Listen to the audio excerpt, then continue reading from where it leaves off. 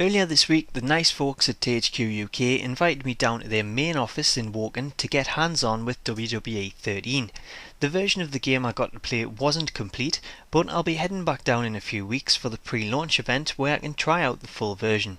So, kicking off the hands-on, I was introduced to the Attitude Era campaign, which replaces last year's Road to WrestleMania story mode.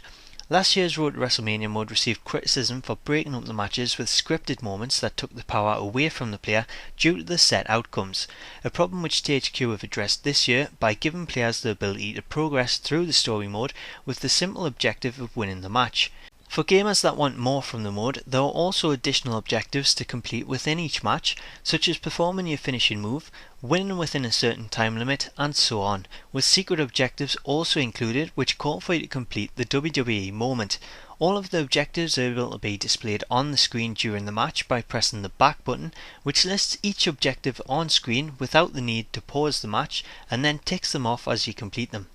The WWE moment is match specific and is triggered at certain points of the match, which sees one of the 4 face buttons highlighted at the bottom left corner of the screen. If you're quick and you press the corresponding button quick enough, the moment will then play out. For example, I played a match between Stone Cold and Dude Love, which seen the moment involve the referee being knocked out, which then leads you to another objective of taking out Vince McMahon with a chair in a set time limit. In the other matches, I played as Stone Cold Steve Austin vs Road Dogg, who had Billy Gunn accompanying him to ringside. As a means of showing how THQ have tried to keep things as authentic as possible, the match started with Stone Cold at the top of the ramp, ready to run down to ringside and stun our Billy Gunn, completing the first objective. From that point, I was then able to defeat Road Dogg within 2 minutes, something I managed with around 4 to 5 seconds left on the clock, leading to the cutscene of DX attacking Stone Cold and tying him up in the ropes. The other match I played was the WrestleMania 14 main event, which see me playing as Stone Cold against Shawn Michaels, whose entrance looks fantastic and is complete with his old school in-ring pyro. The objectives in the match also see me complete the WWE moment, which involved the referee being knocked out, leading to Mike Tyson, who had been pacing around the ring throughout the match, sliding in and making the fast count, before laying out Michaels in the centre of the ring. Aside from the matches themselves, the mode is rich with video packages that give great insight into the feuds and what was happening at the time, with ratings popping up between matches to show how WWE fared against WCW at the time, and also highlighting what was happening in WCW, with pop-ups appearing on the timeline such as WCW forms the NWO.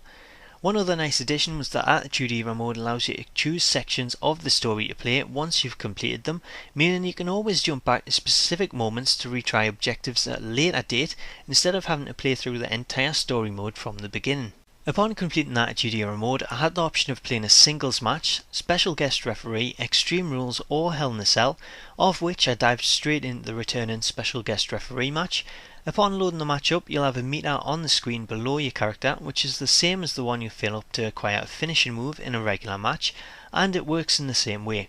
Once your meter is filled up, you'll get a finishing move to use on any of the participants. However, doing so will cause your fairness meter to drop, meaning you'll then have to refill your meter by calling the match straight down the middle. If you don't call the match down the middle and you refuse to count pinfalls, check on submissions or even get physical with participants by pushing them around, which is an animation that replaces your current moveset, you'll soon hear the familiar drawn out voice of John Laurinaitis on the microphone, which then sees him appear on the ramp to eject you from the match and replace you with the regular referee. If on the other hand you play fair and fill up your meter, not only will you be able to hit your finishing move, but you'll also be able to call for the bell before your opponent taps out of a breaking point submission, or perform a fast count which is controlled by how fast you press the A button. You'll also notice in the mode that your taunts have been replaced by taunts that see the referee pointing and shouting at participants, which when you perform them see your meter fill up faster. Overall, the mode is well balanced in terms of allowing you to screw someone over, as well as giving the person being screwed over a chance by having the referee ejected if they refuse to award the win. Aside from the return special guest referee mode, I also spent some time playing both Extreme Rules and Hell in a Cell matches, with the Hell in a Cell match not really changing much from last year, aside from breaking out the cell now being an OMG moment. Moving on to the Extreme Rules, and the weapons were still the same as last year that I encountered, both in the current and Attitude Era arenas. However, the match did benefit from the new homing system, which seen a codebreaker off the ladder aimed straight on top of the trash can, flattening it in the process. Also in the confines of Extreme Rules and with infinite finishes enabled, I was able to abuse my opponent with various spectacular moments which would usually require you to store up to a certain amount of finishers, but with infinite finishes enabled they were at your beck and call. One of the first moments I tested was the suplex to the outside, which on its own is pretty devastating, but with the added bonus of Extreme Rules and a few tables it becomes even more so, and seen Jericho suplex Punk to the outside through 2 tables. Speaking of tables, and another new addition this year is the ability to perform announced table finishers, which can be individually set and create a moveset and take your available finishers to a total of 3 this year, as you can set a different announced table finisher to that of your regular finishing moves. Fans will also be glad to hear that you can perform regular moves on top of the announce table which will break it, but it just won't deal as much damage as a finishing move. Additionally, after climbing on the table using the left bumper, you can walk around and perform diving moves off the top of it. As for the gameplay itself, the Predator Technology 2.0 has been fine-tuned this year, with the new contextual animations meaning I didn't have any problems with strikes not connecting, and the same went for the high-flying moves from the turnbuckles, springboards and outside dives, all of which I found to now connect and play out the landing animation, instead of some of the awkward moments that were seen in WWE 12, which seen high-flying moves either miss or briefly connect with your opponent, taking out both men. The updated audio in WWE 13, which has been dubbed WWE Live, really does make a huge impact to the game. Whether it's the crowd screaming yes, yes, yes as Daniel Bryan makes his way to the ring, or one of the many new crowd chants that break out during matches, it really does add that extra level to the feel of the match, and it's something that you should notice straight away when playing the game. Aside from the crowd audio, the wrestler's own audio is much more noticeable this year, with the screams of John Cena sounding like sweet music to my ears as I destroyed him in an Extreme Rules match with Brock Lesnar. The new audio also sees the return of the legendary Jim Ross within the confines of Attitude Era mode, with the commentary alongside the King bringing back the nostalgia of the Attitude Era. Aside from the Attitude Era and the exhibition matches, this year's Create an Arena mode was also available, complete with the option to customise the stage. When you first load up Create an Arena mode and choose to create a new arena, you'll have 3 choices to make, with the first option being to choose a preset stage as a base. In total there were 20 preset stages to choose from, all of which were stages from past events, with pay-per-views like WrestleMania 14, Judgment Day and SummerSlam, along with the likes of old TV stages such as the Oval and Fist SmackDown stages, Raw from 2003 and so on. Next comes the choice of arena sizes, which in this version only had 2 available, the regular size arena and a smaller independent style arena. Finally, you'll also have the option to choose your crowd type, with the option of a current or Attitude Era crowd. Once you've decided on those options, you'll then be able to begin customising your arena, with the ringside area appearing to remain the same as last year, but now with additional patterns and logos available, as well as a new history option that remembers any custom colours you use and stores them for you to select when editing the colours of other items,